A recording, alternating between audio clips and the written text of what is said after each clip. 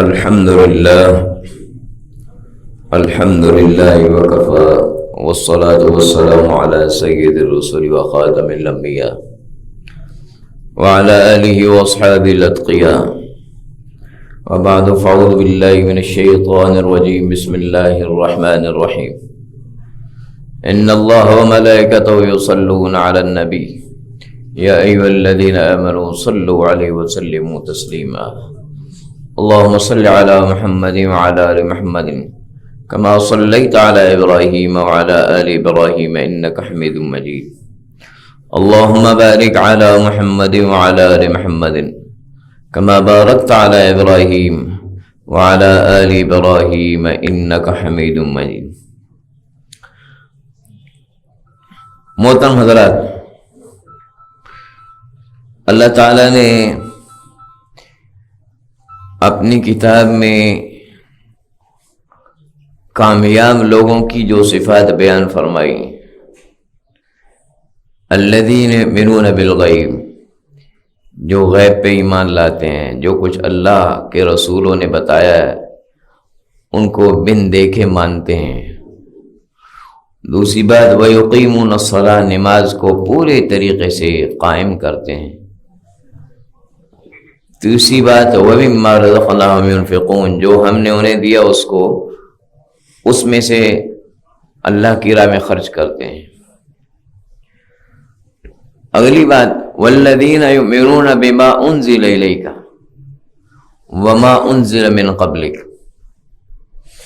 وَبِالْآخِرَةِ هُمْ يُوقِنُونَ، جو لوگ ایمان لاتے ہیں اس پر جو آپ پہ اتارا گیا، یعنی قرآن پاک آپ پہ اتارا گیا، حضرت محمد صلی اللہ علیہ وسلم پہ قرآن پاک اتارا گیا، اس پہ ایمان لاتے ہیں. وما انزل من قبلک، جو آپ سے پہلوں پہ اتارا گیا، یعنی آپ سے پہلوں پہ اتارا گیا. موسیٰ علیہ السلام پہ تورات اتاری گئی، داؤد علیہ السلام پہ زبور اتاری گئی، عیسیٰ علیہ السلام پہ انجیل اتاری گئی، اور حضرت موسیٰ اور حضرت ابراہیم علیہ السلام ان پہ صحائف اتارے گئے. جن جن کتابوں کی خبر دی ہے، اور میں پہلے رسولوں پہ بھی جو کتابیں اتری ہیں ان پہ بھی ایمان لاتے ہیں اور ان رسولوں پہ بھی ایمان لاتے ہیں، تو اور آپ پہ بھی ایمان لاتے ہیں، اور آپ پہ جو اتارا گیا اس پہ بھی ایمان لاتے ہیں. تو ایمان اس وقت مکمل ہوتا ہے جب اللہ کے رسول حضرت محمد صلی اللہ علیہ وسلم پہ جو اتارا گیا اس کو مانا جائے، اور اس کے علاوہ جو پہلے رسول جن کی خبر اللہ تعالیٰ نے دی ہے ان پہ جو اتارا گیا ہے ان کی رسالت ان کو بھی مانا جائے. یہ ضروری ہے کہ مانا جائے کہ تورات اللہ کی کتاب، زبور اللہ کی کتاب، انجیل اللہ کی کتاب. لیکن اگلی بات یہ بھی سمجھ، اور قرآن پاک اللہ کی کتاب، لیکن قرآن پاک چونکہ آخری کتاب ہے، اس کے اترنے کے بعد پہلی تمام کتابیں منسوخ ہو گئیں، اور تمام نبیوں تمام رسولوں کی رسالت کا وقت ختم ہو گیا. جب آخری رسول آ گئے تو پھر ان کی رسالت کا وقت شروع ہو گیا، اور اب ان کی کتاب، ان کی جو ہے وہ شریعت، اس کو ماننا لازم ہو گیا. یہ تو ضروری ہے. پہلی کتابوں کو منسوخ ماننا بھی ضروری ہے. اور دوسری بات یہ ہے کہ پہلی کتابیں یقیناً منسوخ ہیں. اس کی ایک موٹی سی دلیل یہ بھی سمجھ لیں کہ زبور ہے، انجیل ہے. آج کوئی بھی یہ ثابت نہیں کر سکتا کہ یہ تورات وہ ہے جو موسیٰ علیہ السلام پہ نازل ہوئی. انجیل یہ وہی ہے جو آج موجود ہے، جو عیسیٰ علیہ السلام پہ نازل ہوئی، کیونکہ اس انجیل میں بھی تبدیلیاں ہو گئیں، تورات میں بھی تبدیلیاں ہوں گی. انجیل ایک نہیں ہے، 4 انجیلیں ہیں. کتنی انجیلیں ہیں؟ 4 انجیلیں. قرآن پاک تو ایک ہی ہے. تو اس کا مطلب ہے انجیلوں میں فرق ہو گیا، انجیل ایک نہیں 4 ہوگی. اور 200 سال پہلے کا ایڈیشن دیکھیں تو انجیل میں اور بات ہے، 200 سال بعد کی انجیل میں اور باتیں. لیکن قرآن پاک صدیوں پہلے بھی جو نسخے لائبریریوں سے ملے ہیں ان میں بھی وہی کچھ ہے جو آج کے قرآن پاک میں ہے۔ اور قرآن پاک تو قرآن پاک ہے، اللہ کا کلام ہے، اللہ کے رسول کی احادیث کی بھی صدیوں پہلے جو کتابیں باہر کے کتب خانوں میں مخطوطات میں ملی ہیں اس میں بھی وہی احادیث ہیں جو آج کی کتابوں میں موجود ہیں۔ اللہ نے حفاظت رکھی ہوئی ہے۔ تو یہ کیونکہ اس قرآن نے آخرت تک چلنا ہے، قیامت تک چلنا ہے، یہ منسوخ نہیں ہوا۔ اس میں ہر وہ چیز محفوظ ہے، اس کا ایک ایک حرف محفوظ ہے، ایک ایک زبر زیر محفوظ ہے، ایک ایک معنی محفوظ ہے، ایک ایک مطلب محفوظ ہے۔ تو پہلی پہ بھی ایمان لاتے ہیں، لیکن ابھی ایمان لانے کا مطلب یہ ہے کہ مانتے ہیں کہ پہلے نبیوں پہ کتابیں اتری تھیں، وہ اللہ کی کتابیں تھیں، لیکن ابھی وہ اپنی اصلی شکل میں نہیں ہیں۔ یہ مختصر بات ہے اور سمجھنے کی بات ہے، سادہ بات ہے۔ یہ ابھی اپنی اصلی شکل میں نہیں ہے، اس لیے قرآن پاک اپنی اصلی شکل میں، اور پہلی تمام کتابیں منسوخ ہو چکی ہیں۔ اب یہاں پہ ذرا غور کرنا ہے۔ اللہ تعالیٰ نے فرمایا والذین یؤمنون بما انزل الیک وما انزل من قبلک، جو آپ پہ اتارا گیا اس پہ ایمان لاتے ہیں، اور جو آپ سے پہلوں پہ اتارا گیا اس پہ ایمان لاتے ہیں۔ قرآن نے یہ نہیں کہا کہ جو آپ کے بعد جو اترے گا اس پہ بھی ایمان لاتے ہیں، یہ ذرا سمجھنا ہے۔ یہ نہیں کہا کہ آپ کے یعنی محمد رسول اللہ کے بعد جو اترے گا اس پہ بھی ایمان لائیں گے۔ قرآن میں کہیں بھی آپ کے بعد کسی کتاب کے اترنے کا، کسی رسول کے آنے کا ذکر ہے ہی نہیں۔ جب بھی ذکر ہے تو آپ سے پہلے رسولوں کا ذکر ہے۔ سورہ نحل میں وما ارسلنا من قبلک، آپ سے پہلے بھیجے۔ سورہ مومن میں وَلَقَدْ أَرْسَلْنَا رُسُلًا مِّن قَبْلِكَ، آپ سے پہلے رسول بھیجے۔ سورہ روم میں وَلَقَدْ أَرْسَلْنَا مِن قَبْلِكَ رُسُلًا، آپ سے پہلے رسول بھیجے۔ سورہ نساء میں جو وما انزل، آپ سے پہلے ہم سے جو کتابیں اتاری۔ سورہ زمر میں وَلَقَدْ أُوحِيَ إِلَيْكَ وَإِلَى الَّذِينَ مِن قَبْلِكَ، آپ پہ جو وحی اور آپ سے پہلوں پہ جو، بعد کا کہیں ذکر نہیں ہے۔ كَذَلِكَ يُوحِي إِلَيْكَ وَإِلَى الَّذِينَ مِن قَبْلِكَ، آپ پہ وحی کی گئی اور آپ سے پہلوں پہ وحی کی گئی۔ سنت من قد ارسلنا قبلک من، آپ سے پہلے جو رسول گزرے ہیں ان کے ساتھ جو طریقہ تھا۔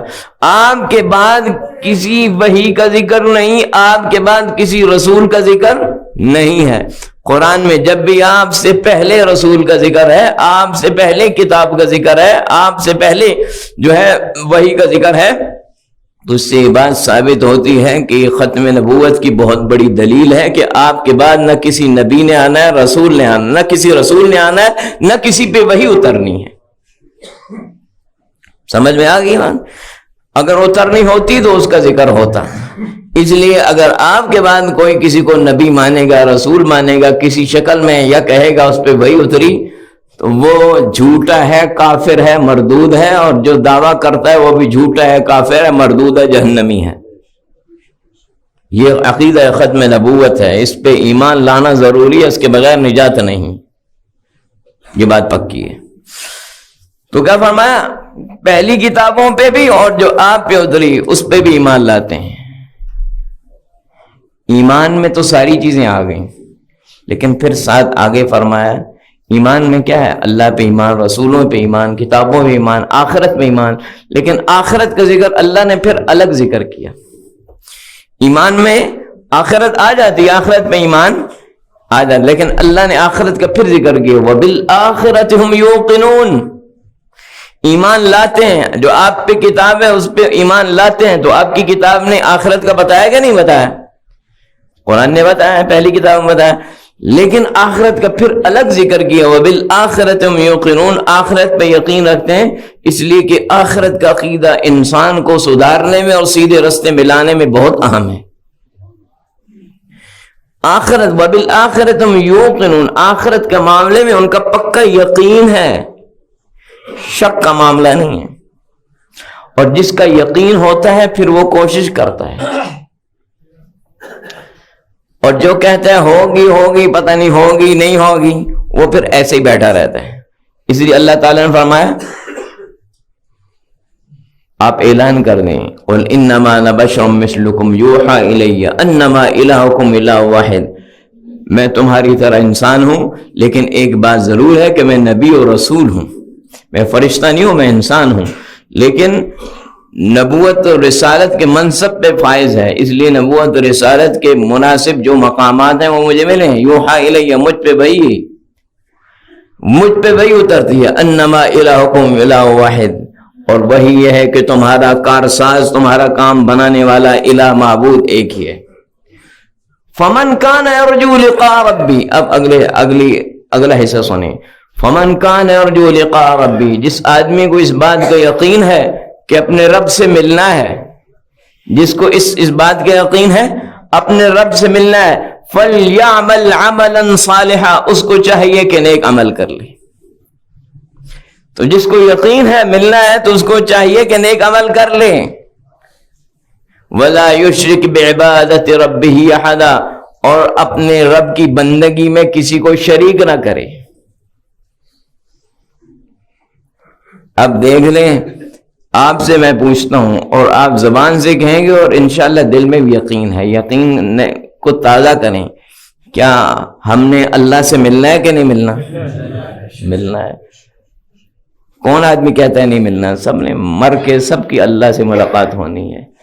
جب ملاقات ہونی ہے فَلْيَعْمَلْ عَمَلًا صَالِحًا، پھر ہاتھ پہ ہاتھ رکھ کے مت بیٹھو، فَلْيَعْمَلْ عَمَلًا صَالِحًا، کوشش کرو، رب کو کیا پیش کرو گے؟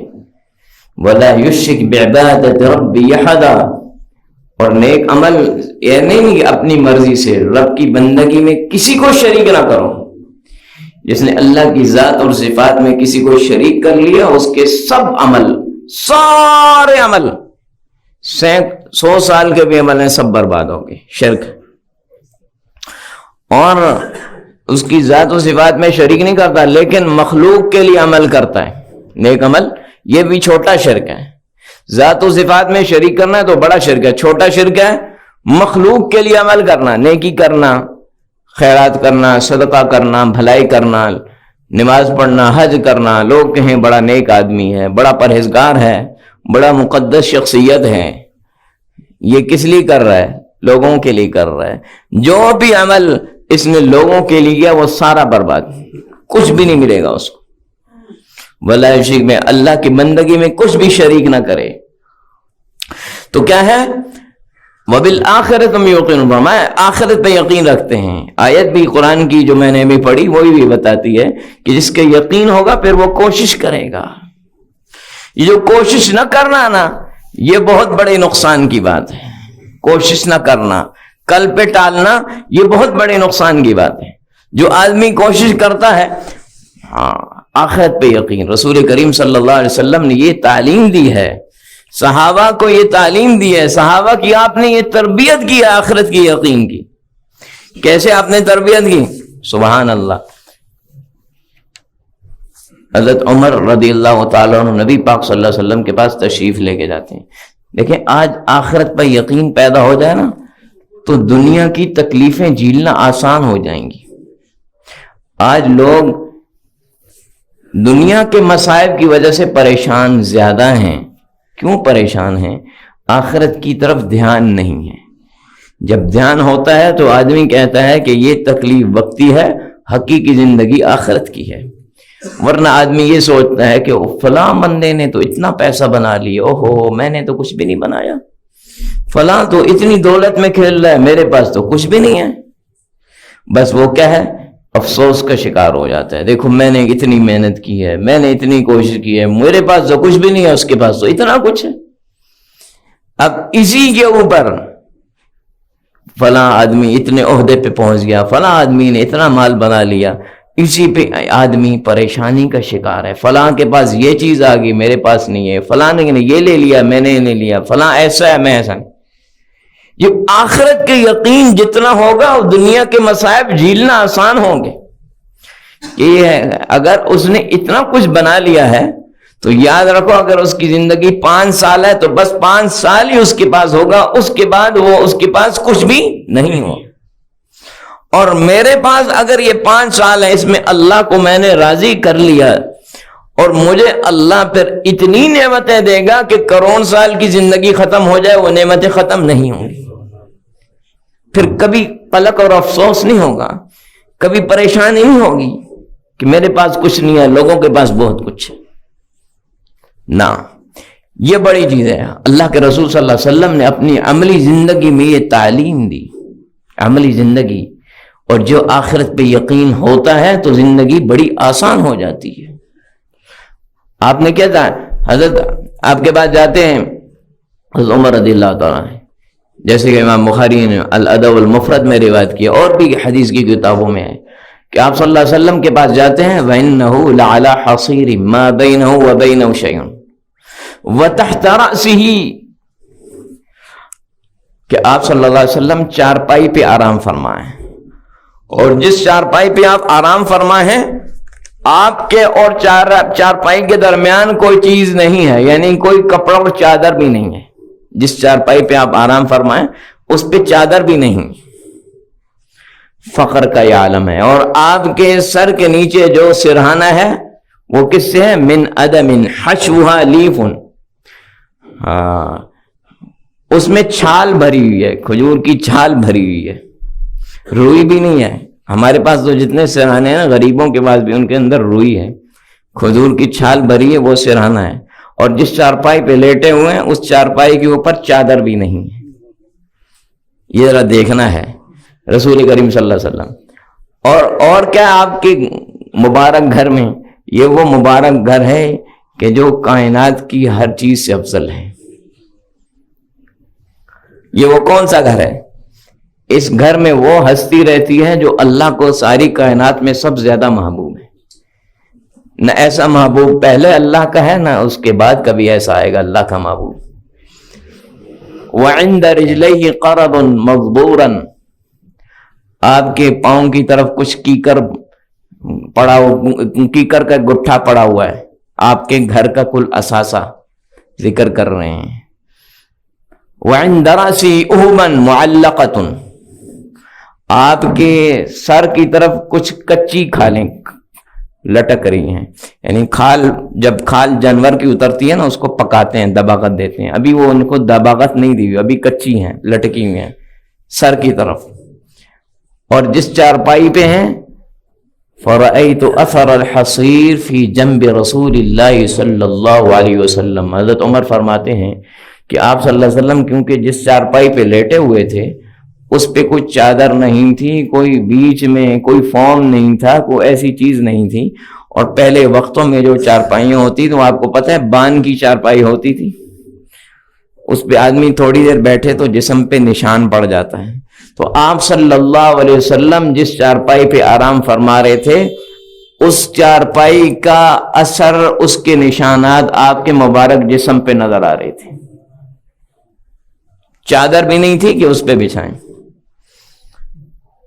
تو حضرت عمر فرماتے ہیں میں رو پڑا. آپ نے پوچھا عمر کیوں رو رہے ہو؟ میں نے عرض کیا رسول اللہ ان کسرا و قیصر فیما ہما فی وانت رسول اللہ, کہ کسرا اور قیصر جو اس وقت کے دنیا کے بڑے بادشاہ تھے وہ تو دنیا کی بڑی عیش و عشرت میں ہیں, اور آپ اللہ کے رسول ہیں, آپ اس حالت میں ہیں. یہ مالی تنگی اور فقر ہے. آپ صلی اللہ علیہ وسلم کیا فرما رہے ہیں؟ اما ترضى ان تكون لهم الدنيا ولك الاخرہ. اے عمر اس بات پہ خوش نہیں ہے کہ ان کے لیے دنیا اور تیرے لیے آخرت ہے. کیا فرما رہے ہیں؟ اے عمر اس بات پہ خوش نہیں ہے کہ ان کے لیے دنیا اور تیرے لیے آخرت ہے. کیا مقصد؟ وہ ان کے پاس چند سال کی عیش ہے بس, اس کے بعد اللہ کے مجرم میں وہ تو عذاب میں ہیں. اور اے عمر یہ فرمایا تیرے پاس, اپنا نہیں فرمایا تیرے پاس, کیونکہ آپ صلی اللہ علیہ وسلم کو تو پیشکش کی گئی چاہیں تو آپ کے ساتھ سونے کے پہاڑ چلا دیں, آپ نے قبول نہیں کیا. آپ اللہ کے رسول تھے. میں عمر پسند نہیں ہے کہ تیرے لیے آخرت, تو امت کو تعلیم دی. آپ چاہتے تو ایسی زندگی گزارتے کہ مثال ہی نہ ہوتی دنیا میں اس کی، لیکن آپ نے ایسے فخر کی زندگی گزاری، امت کو تعلیم دینی تھی۔ تو کیا ہے وَبِالْآخِرَةِ هُمْ يُوقِنُونَ، آپ نے توجہ آخرت کی طرف دلائے۔ یہ کیوں کیا آپ نے؟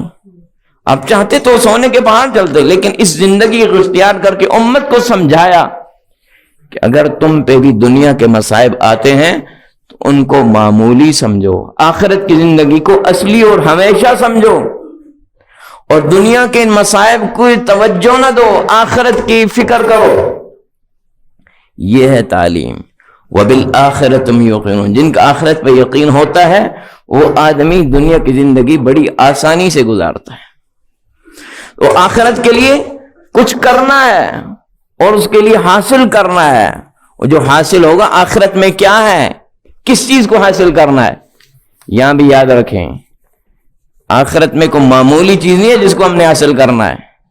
آج ہم نے دنیا کی چھوٹی سی اچیومنٹ کرنی ہوتی ہے، اس کے لیے ہم کتنا کچھ بھاگ دوڑ کرتے ہیں کہ نہیں کرتے؟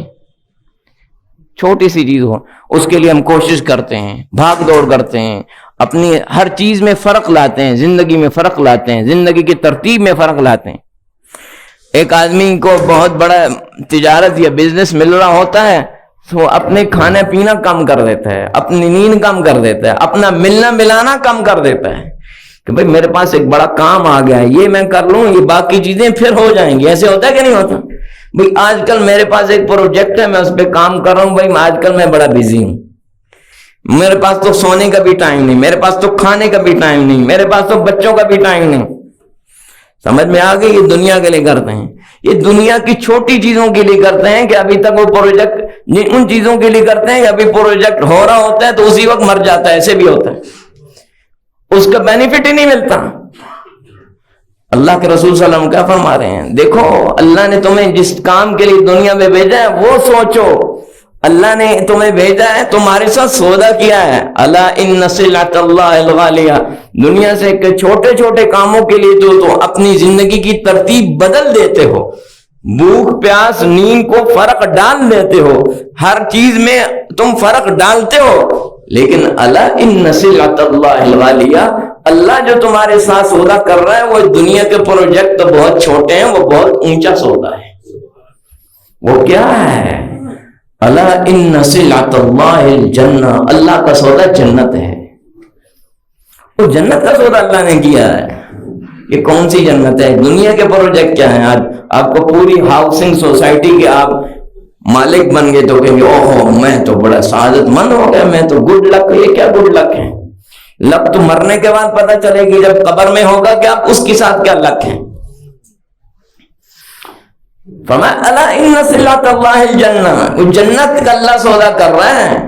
ایک سوسائٹی کیا ہے؟ کچھ ایکڑ پر ہوگی جس کے تم مالک بن گئے تو کیا ہو گیا؟ الا ان سلعۃ اللہ الجنہ، جس جنت کا اللہ تم سے سودا کر رہا ہے، لقاب قوس فی الجنہ، جنت کے اندر ایک فٹ کی جگہ اتنی قیمتی ہے، خیر من الدنیا وما فیہا، دنیا کا پیٹرول، ڈالر، یورو اور معدنیات، سونا چاندی، جتنے خزانے ابھی تک دریافت ہوئے ہیں یا نہیں ہوئے، سارے مل کے بھی جنت کی ایک فٹ جگہ کی قیمت نہیں ادا کر سکتے۔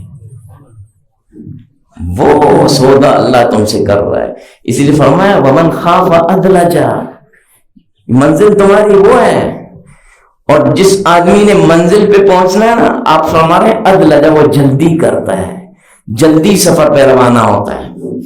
ہاں، وہ جو کل پرسوں کرنے والے لوگ ہمیشہ ناکام ہوتے ہیں۔ جس نے منزل پانی ہوتی ہے وہ جلدی نکلتا ہے، وہ چیز چھوڑتا ہے نہیں بھائی یہ بھی نہیں کرنا، یہ بھی، منزل میں نے پانی ہے۔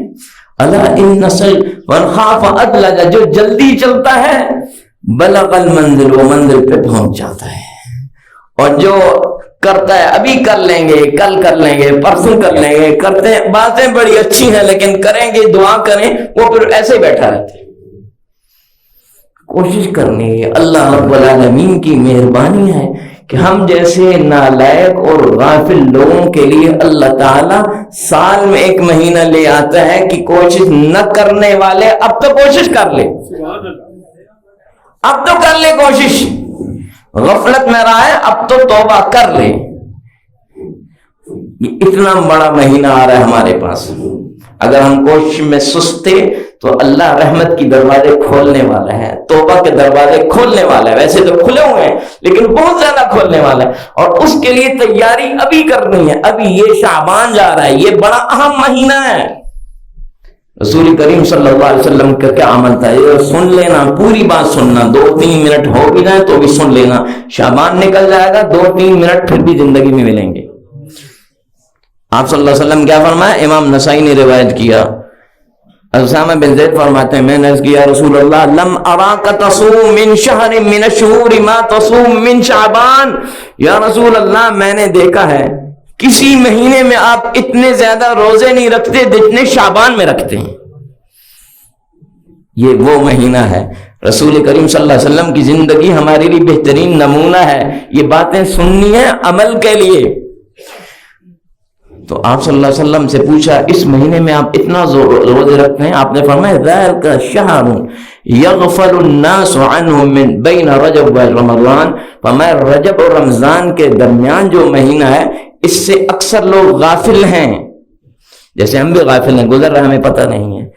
فرمایا یہ کون سا مہینہ ہے؟ هو شہر ترفع فیہ الاعمال الى رب العالمین، صحیح سند کے ساتھ روایت بتا رہا ہوں، امام نسائی نے فرمایا کہ یہ وہ مہینہ ہے جس میں بندوں کے عمل رب العالمین کے دربار میں پیش ہوتے ہیں۔ احب ان یرفع عملی وانا صائم، اور مجھے یہ بات پسند ہے کہ جب میرے اعمال رب العالمین کے ہاں پیش ہوں تو میرے روزے ہوں، اس لیے آپ شعبان میں زیادہ روزے رکھتے تھے۔ اور چنانچہ حضرت عائشہ صدیقہ فرماتی ہیں آپ صلی اللہ علیہ وسلم ما رأیت استکمل شہرا الا، پورا مہینہ نہیں رکھتے تھے روزہ، صرف رمضان میں پورا مہینہ آپ نے روزہ نہیں رکھے، یعنی نفلی روزے پورا مہینہ کبھی نہیں، پورا مہینہ صرف آپ نے رمضان رکھا ہے۔ لیکن وما رأیت اکثر صیاما منہ فی شعبان، لیکن سب سے زیادہ آپ کو میں نے روزے رکھتے ہوئے شعبان میں دیکھا ہے۔ پورا مہینہ نہیں رکھنا لیکن زیادہ، یعنی اس میں یہ امام ابن حجر فرماتے ہیں کہ آپ اس میں کیا ہے کہ رمضان کے شعبان کے اندر آپ صلی اللہ علیہ وسلم کے روزے شعبان کے اکثر حصے میں ہوتے تھے، پورا نہیں ہوتا، پورا مہینہ رمضان کا ہے۔ تو یعنی پسندیدہ ہے کہ جب شعبان ختم ہونے کے قریب ہو پھر روزے چھوڑ دیے جائیں تاکہ فرض اور نفل کا فرق ہو اور رمضان کے لیے تیار، لیکن پہلے روزے رکھے جائیں زیادہ۔ کیوں؟ امام ابن رجب رحمت اللہ علیہ لطائف المعارف میں فرماتے ہیں، اس کو اپنے لفظوں میں سمجھا رہا ہوں۔ دیکھیں ابھی آپ نے جمعے کے 2 فرض پڑھنے، فرض تو 2 ہیں نا، اس سے پہلے آپ 4 سنتیں پڑھیں گے کہ نہیں پڑھیں گے؟ ظہر کے 4 فرض پڑھتے ہیں، اس سے پہلے 4 سنتیں پڑھتے ہیں کہ نہیں پڑھتے ہیں؟ کیا مقصد؟ یہ تو سنتیں پڑھنی ہے لیکن حکمت اس میں یہ ہے کہ فرض ایک اہم عبادت ہے، اب اس سے پہلے جب آپ پڑھتے ہیں، سنت پڑھتے ہیں تو آپ فرض کے لیے تیار ہو جاتے ہیں، دل صاف، دماغ صاف، دھیان صاف، اللہ کی طرف متوجہ ہو گئے، غفلت سے باہر آ گئے، گویا کہ آپ فرض کے لیے تیار ہو گئے۔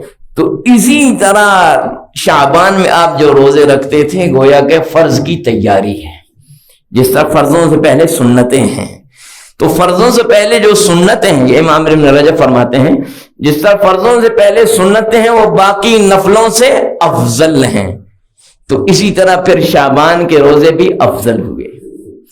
کوشش کی جائے، میری لفظوں پہ انشاءاللہ تو کہہ لو، دل چھوٹا نہ کرو، موسم بڑا آسان ہے، مشکل نہیں ہے، ہاں گھبرانا نہیں، جانا ادھر ہی ہے، اللہ کے پاس ہی جانا ہے، زندگی ختم ہو رہی ہے، ہم بے شک کہتے رہیں۔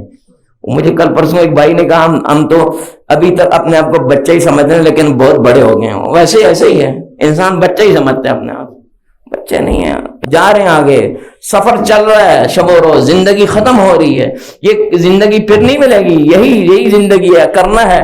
اس لیے نیت کر لو کہ شعبان میں ہم نے انشاءاللہ نفلی روزے رکھنے ہیں، اور اللہ سے مانگو پھر تاکہ کیا ہو، ہمارا دل کا برتن صاف ہو جائے، پاکیزہ ہو جائے، پھر یوں ہی رمضان داخل ہو۔ ہاں رمضان سے پہلے کچھ دن چھوڑ دیں، ٹھیک ہے، جو ہی رمضان داخل ہو ہم بالکل صاف اور پاک ہوں، اور اللہ کی رحمت رمضان کی پہلی رات آئے تو اس کی رحمتیں ہمارے دل پہ اتر رہی ہوں اور ہمارا دل صاف ستھرا ہو۔